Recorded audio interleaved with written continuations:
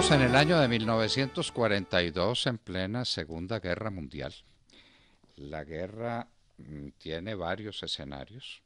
Europa entera está prácticamente en manos de Hitler, porque ha derrotado a Francia, porque se había tomado los Sudetes, se había tomado Checoslovaquia, Austria, Hungría, había invadido Polonia, que fue el elemento, el punto desencadenante de la Segunda Guerra Mundial. Hitler dominaba a Europa. Con la excepción de España, Franco nunca quiso entrar en la guerra con Hitler, y eso tuvo una trascendental importancia estratégica para el final de la guerra. Ya se habría dicho que si Franco hubiera entrado en guerra, por debilitadas que estuvieran sus fuerzas, cualquier operación sobre Gibraltar hubiera sido imposible. Pero ¿qué ocurría?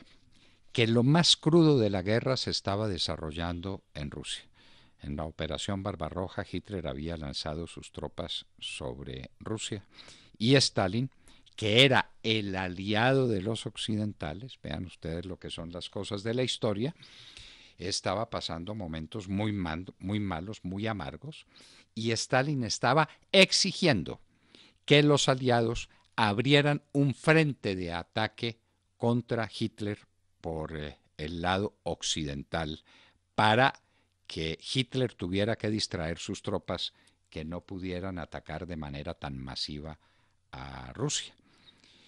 Entonces los aliados se comprometieron a hacerlo.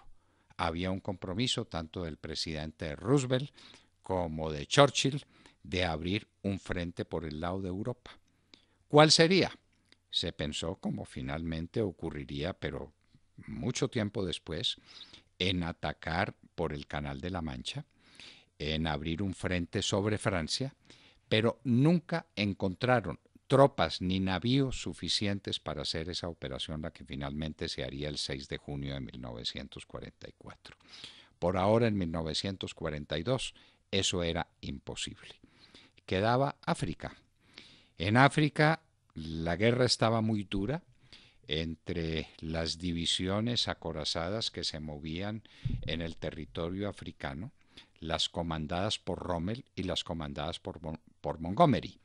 Y cuando estamos hablando, las tropas de Hitler eran vencedores, estaban eran dominantes, y el 8 ejército de la Gran Bretaña estaba pasando momentos muy difíciles. Entonces, miren cómo se unían dos intereses. El interés de Stalin de que hubiera un frente occidental, y el interés al que estaban comprometidos Roosevelt y Churchill, y el interés de los aliados de aliviar la presión que se estaba ejerciendo en el desierto, en la parte más oriental del desierto, por parte de las tropas de Rommel sobre el 8 ejército. De manera que la operación de África era una operación doblemente conveniente. Hubo muchas discusiones, hubo muchos temas. ¿Que cuándo se haría? Cuando se habló de noviembre, y específicamente del 8 de noviembre, un día como hoy, la protesta fue generalizada. No se sabía, entre otras cosas, qué camino iban a tomar los franceses, porque los franceses estaban en África, pero resulta que había mucha simpatía entre el ejército francés y la armada francesa por los aliados, pero ellos estaban dependiendo de lo que les dijera el gobierno de Vichy, del mariscal Pétain y de Pierre Laval. ¿Qué iban a hacer finalmente los franceses? La decisión había que tomarla. El comandante de las tropas era Eisenhower. El almirante Cunningham era el comandante de las unidades navales. El general de división Clark era el comandante en jefe adjunto. Doolittle era el general de brigada, y Welch el teniente general de aviación, que estaban comandando esas tropas. Pero más abajo, los que harían la invasión, el general de división Patton, que se haría famoso precisamente en este ataque, Patton, que fue uno de los jefes más distinguidos de la Segunda Guerra Mundial, el general de división Fredendall y el general de división Ryder serían los que atacarían. Y atacarían por Marruecos.